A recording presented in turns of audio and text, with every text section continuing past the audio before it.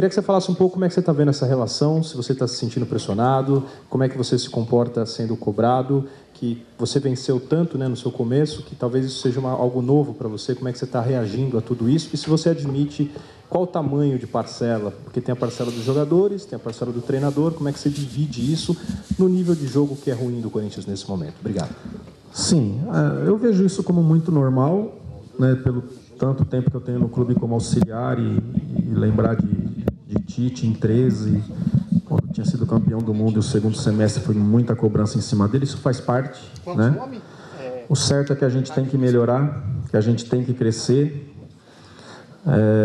Tem margem sim, porque a gente já mostrou em alguns jogos, a gente tem oscilado muito, né? Alguns momentos muito ruins, sequência de jogos que não são legal. O começo, a nossa volta da Copa América ela já foi melhor, né?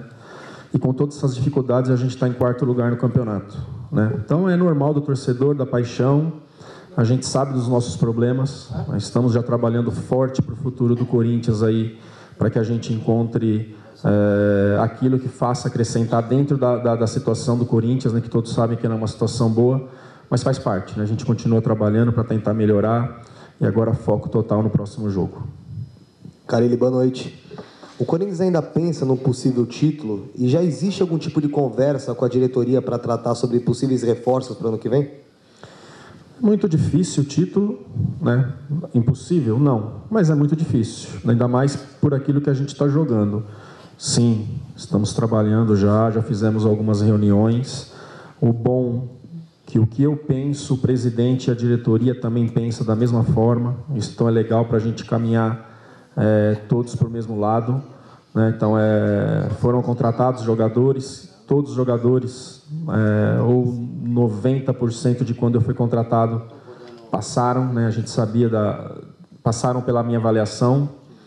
E agora a gente sabe que precisa de um pouquinho mais ali, principalmente perto desse 9 aí, jogadores que tenham mais ambição, jogadores que buscam mais gol, né, que incomodam mais o adversário. E essa busca já começou e está sendo bem legal as reuniões em relação a isso. Carille, boa noite. Ontem você deve ter acompanhado a entrevista coletiva do Bozelli e chamou muita atenção que ele foi muito transparente em relação à situação dele, tem um longo tempo de contrato. Ele já deixou bem claro a insatisfação de às vezes ficar no banco, e você gosta de jogador insatisfeito que fica no banco, já cansou de falar pra gente. E a gente percebeu que ele deixou bem claro algumas situações, que a família não está muito bem adaptada, que ele quer mais oportunidades. E aí, em 7 jogos como titular, nesses últimos 7, ele faz 5 gols, dá uma assistência, faz mais um hoje. E na comemoração ele vai lá e te abraça, né? E aí muita gente acabou... Será que tem uma animosidade entre os dois? Queria saber dos seus planos para o Bozelli, se é um jogador que você faz questão de ter no seu plantel na temporada que vem e justamente em relação a essa situação de vocês dois, já que ele deu uma coletiva falando sobre isso. A nossa situação é maravilhosa, eu tive o prazer de ver, falaram muito mais do que foi, né?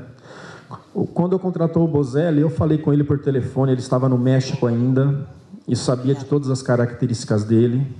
A gente tentou, o clube tentou, o Andrés já falou da possibilidade, que teve o contato com o Gabigol, com o Rodriguinho, eu falei, com o Roger Guedes, que a gente foi atrás, que eram jogadores.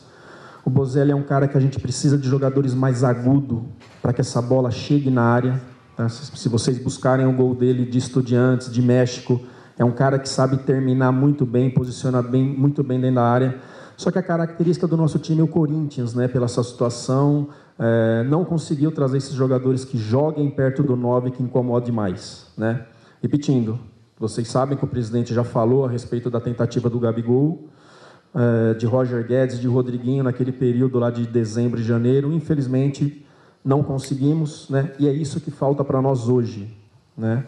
Então, não só eu, como presidente da diretoria, ciente dessa situação de jogadores que buscam mais gol, que tenham mais ambição, que pisam mais área, e com isso vai potencializar qualquer um dos 9 que estiver jogando. Carille, boa noite. Você já explicou pra gente aí que o que você tinha pensado de começar com um 9 por dentro não deu muito certo, por isso que você já trouxe ele para a direita, mas queria ouvir uma avaliação tua desse esquema com 2 atacantes ou 2 9s. De repente, o adversário que você tinha pela frente, com um conjunto coletivo muito forte, com muita troca de passes, talvez não tenha sido o adversário ideal para essa dupla. Volta para o final da fila das suas opções, jogar com esses 2 centroavantes? Não. Como o adversário jogou sem 9, então tiveram um jogador a mais no meio de campo, né? Que o Anderson ali, ele não é um 9, ele é um meia que flutua, e com isso sobrecarregou muito o Ramiro e Ralf ali, né? Por isso da mudança do Matheus de ajudar ali, a gente conseguiu controlar mais.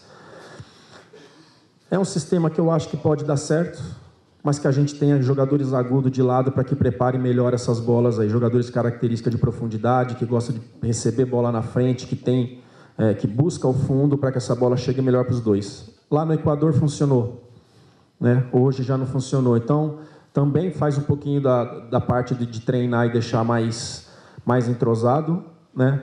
Mas eu acredito, sim, que com bastante treino e com outras características perto deles ali, a gente pode jogar sim.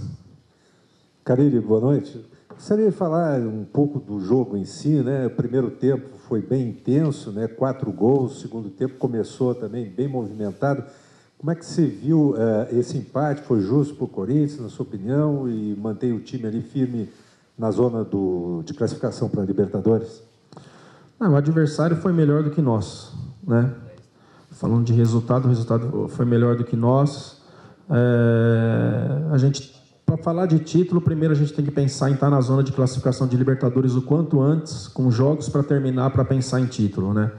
Então eu gosto muito do jogo a jogo, de pensar na próxima partida, sem ficar olhando o que os adversários estão fazendo, o caso de Flamengo, Palmeiras e Santos aí que estão na nossa frente, porque não adianta nada ficar olhando lá e a gente não fazer a nossa parte. E sobre o jogo, eles tiveram um domínio conjunto, é o time campeão da Sul-Americana de 18, é o time campeão da Copa do Brasil de 19, né? A gente sabia das dificuldades, principalmente dessa bola, dessas triangulações, e a gente sabe que quando está assim, 2017, nosso time também, 2018, quando eu joguei sem 9, com Rodriguinho e Jadson, você consegue controlar, consegue ter mais a bola.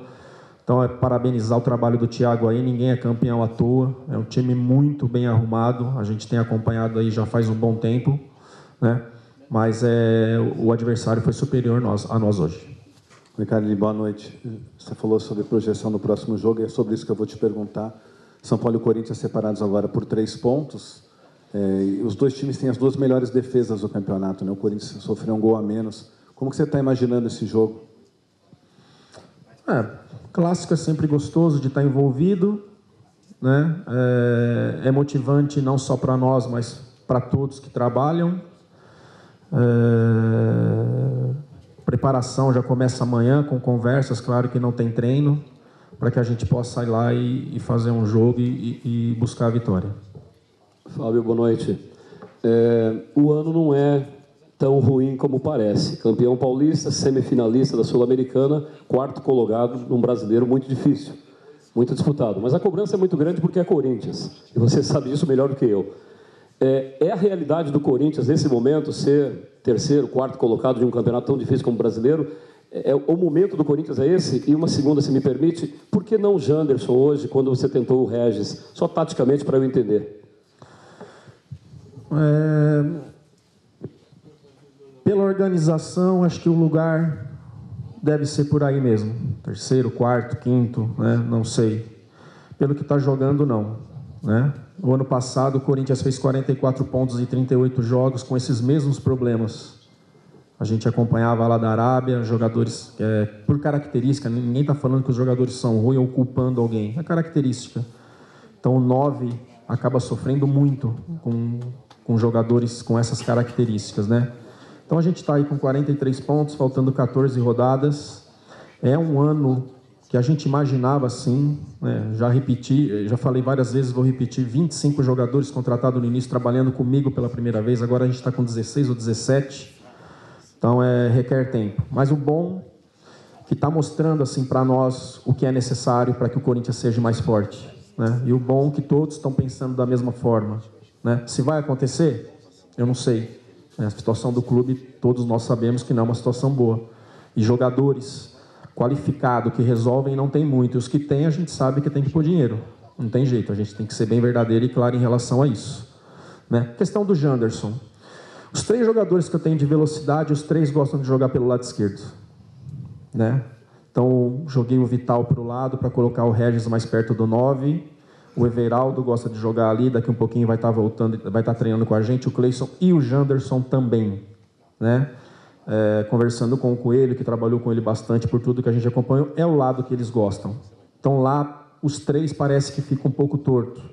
Também talvez pode ser uma falta de treino, de ter rotina do lugar um pouquinho mais. Né? A gente tem feito isso, mas a gente sabe que os três têm dificuldade pela direita. Isso já mostrou, e na conversa eles se sentem bem pelo lado esquerdo. Por isso a escolha, e por isso de não ter iniciado, de colocar o Janderson ou o Cleison pela direita e ficar totalmente torto, e por isso de trazer ali, de tentar jogadas ali com o Regis mais por dentro, chegando perto do Gustavo e do Love, com o Vital aberto. Carille, esses resultados, quarto colocado no Brasileiro, campeão paulista, semifinal de Copa Sul-Americana, todo mundo enaltece esse seu trabalho por causa dos resultados. Mas a crítica realmente vem sendo pesada, talvez a maior, desde que você se tornou técnico, e claramente em cima do desempenho. Principalmente por causa de jogos como hoje, como contra o Independente Del Valle. Hoje, por exemplo, foi 37% de posse de bola no primeiro tempo, menos de 2 toques na bola por minuto, de média, assim, uma atuação, para muita gente, quase que constrangedora do Corinthians, que melhorou muito no segundo tempo. Então, voltando um pouco na pergunta do Ortega, que até pediu para você fazer essa avaliação do tamanho da sua responsabilidade, eu queria que você, até se dirigindo um pouco ao torcedor corintiano que te cobra, alguns até acusam de falta de repertório, ou principalmente ofensivo, né? Defensivo não. Que você fizesse essa autoavaliação, se você acha que realmente, principalmente nesse período do ano, está devendo, e o que você está buscando para melhorar, para fazer esse time conseguir melhorar, evoluir até o final do ano? Pô, eu mesmo estou me criticando, né? Eu mesmo estou cobrando, eu mesmo estou treinando, eu mesmo estou trabalhando. Eu acho isso muito normal.